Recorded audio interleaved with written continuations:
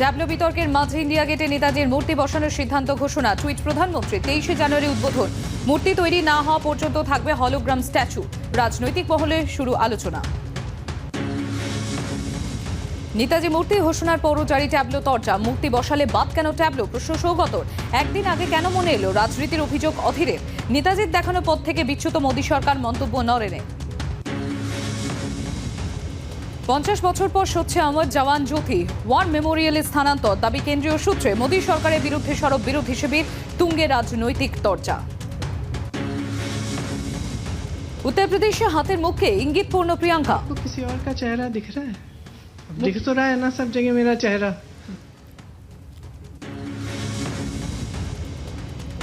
একই মাসে দুবার অভিষেকের গোয়া সফরকে কটাক্ষ দিলীপের। তৃণমূল ওখানে দর্শক, খোঁচা বিজেপি নেতা। গোয়া সরকার গড়বে জোড়া ফুল শিবির। দর্শক আসনে তালি দেবেন দিলীপ, পাল্টা শান্তনুর। বাঁকুড়া বিজেপিতেও বিদ্রোহী সুর। কেন্দ্রীয় নিরাপত্তা প্রত্যাহারের দাবি ওন্দা ইন্দাসের বিধায়কের। সময়ই সব প্রশ্নের উত্তর দেবে। দল বদলে জল্পনা যে মন্তব্য বিধায়কের। তাঁদের সঙ্গে কথা বলবো জানালেন সুকান্ত কটাক্ষ তৃণমূলের। মালদহে মনুয়াকাণ্ডে ছায়। ইংরেজবাজারে প্রেমিককে সঙ্গে নিয়ে স্বামীকে খুন স্ত্রীর। পরিত্যক্ত বাগানে দেহ ফেলার অভিযোগ, পাকড়াও 3। খারাপ মোবাইল ফোন সারিয়ে দিতে পারেনি বাবা। ধূপগুড়ির ডাউকিমারিতে উদ্ধার কিশোরীর ঝুলন্ত দেহ। অভিমানে আত্মঘাতী দাবি পরিবারের, তদন্তে পুলিশ। উদ্বেগ বাড়াচ্ছে দেশের দৈনিক মৃত্যু। 700-র উপরে মৃতের সংখ্যা। একদিনে সংক্রমিত 3.5 লাখের উপরে। ঊর্ধ্বমুখী পজিটিভিটি রেটও। 5 বছরে কম শিশুদের মাস্কের প্রয়োজন নেই। সংশোধিত গাইডলাইন আইসিএমআর এর। নেতাজির মূর্তি বসানোর সিদ্ধান্ত নেতাজির জন্মদিনের আগে, এবং সেই নিয়ে অমিত শাহ টুইট। এই নিয়ে রাজনৈতিক মহলের কি প্রতিক্রিয়া আমরা শুনবো। একদিন আগে হঠাৎ মনে পড়লো কেন? রাজনীতি করছে কেন্দ্র, এমনই মন্তব্য অধীর রঞ্জন চৌধুরীর। নেতাজি মূর্তি বসছে, এতে আমি আনন্দিত। তাহলে পশ্চিমবঙ্গ সরকারের নেতাজির উপর ট্যাবলো বাদ দিলেন কেন? তাহলে ইন্ডিয়া গেটে অমর জওয়ান জ্যোতি নিবিয়ে দিচ্ছেন কেন? এক জায়গায় ভালো করছেন, এক জায়গায় যা করছেন তার কোনো যুক্তি নেই। হঠাৎ একদিন আগে তার কেন মনে পড়লো? এটা কি নেতাজিকে নিয়ে ছেলে খেলা হচ্ছে না? নেতাজিকে নিয়ে কি ছিনিমিনি খেলা হচ্ছে না? পশ্চিমবঙ্গ সরকারের যে ট্যাবলোটা কুচকাওয়াজে সামিল করতে চেয়েছিল, সেই ট্যাবলোটা সামিল করতে দেওয়া হলো না। আজকে যখন সারা ভারতবর্ষ জুড়ে সমালোচিত হচ্ছে মোদি, তখন সব কিছুকে ধামাচাপা দেওয়ার জন্যে তার মনে হয়েছে নেতাজি একটা স্ট্যাচু ইন্ডিয়া গেটে করা দরকার। এটা কি নেতাজিকে নিয়ে রাজনীতি করার, নেতাজিকে নিয়ে নির্বাচনী অঙ্ক কষা হচ্ছে না? নেতাজিকে নিয়ে তারা পরাক্রম দিবস না কি করলো একটা, তো সেখানেও তো এই প্রস্তাব দেওয়া হয়নি। মোদি একটা কমিটি করলো, সেখানেও কিন্তু এই প্রস্তাব মোদি দেয়নি।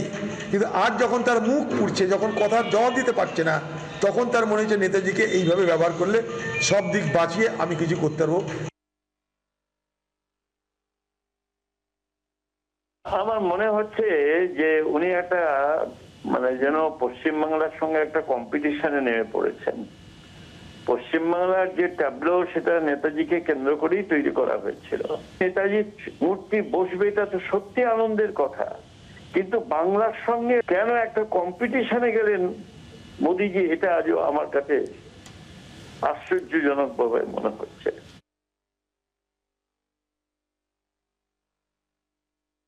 নেহরু আমাদের প্রথম প্রধানমন্ত্রী, তাকে আমরা সম্মান করি, কিন্তু তিনি নেতাজি সুভাষচন্দ্র বোস সম্পর্কে কি মনোভাব পোষণ করতেন আমরা সবাই জানি, এবং বামপন্থীরাও কি বলেছেন আমরা সবাই জানি। এবং সব থেকে দুঃখের বিষয়, কলকাতাতে বইমেলা হচ্ছে, তার থিম নাকি বঙ্গবন্ধু। নেতাজির যেখানে 125তম জন্মবার্ষিকী, তাকে গুরুত্ব না দিয়ে বঙ্গবন্ধু মুজিবুর রহমানকে তার নামে বইমেলাকে উৎসর্গ বা তার থিমকে করা হচ্ছে। তো স্বাভাবিকভাবে বিরোধীরা সেখানে রাজনীতি খুঁজবেই। কিন্তু ভারতীয় জনতা পার্টি সেই অটল বিহারী বাজপেয়ীর সময় থেকে, মুখার্জি কমিশন থেকে শুরু করে সমস্ত কিছুতেই ভারতীয় জনতা পার্টি নেতাজির যে গৌরবময় গাথা, বীরগাথা, সেই বীরগাথাকে সামনে আনার চেষ্টা করে গেছে। আমরা আগামী দিনেও করে যাব। তার জন্য আমাদের ভোট বা রাজনীতির সাথে এর কোনো সম্পর্ক নেই।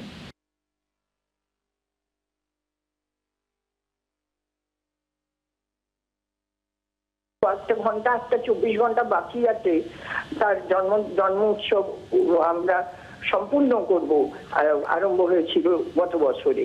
এখন তার মধ্যে সারা বছরে আর কিছু হলো না, হঠাৎ কোথা থেকে এমন বজ্রাঘাত হলো যে একটা মূর্তি উদ্বোধন হতে চলেছে।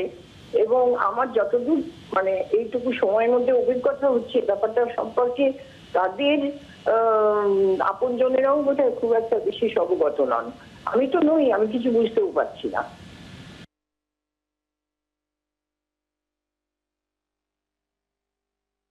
ये जिस कनोपी में ये मूर्ति लगाई जा रही है, वहां पे इंग्लैंड के राजा की मूर्ति लगा करती थी, वो मूर्ति हटाई गई और बहुत दशकों से कोशिश की गई महात्मा गांधी की मूर्ति यहाँ लगाई जाए।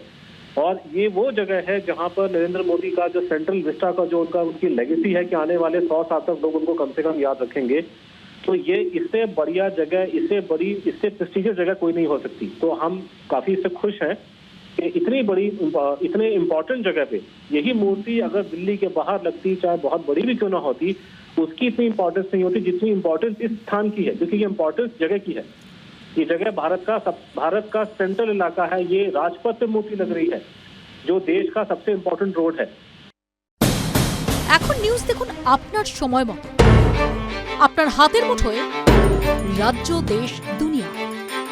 ডাউনলোড করুন জি 24 ঘন্টা অ্যাপ, এক ক্লিকেই পান সব আপডেট।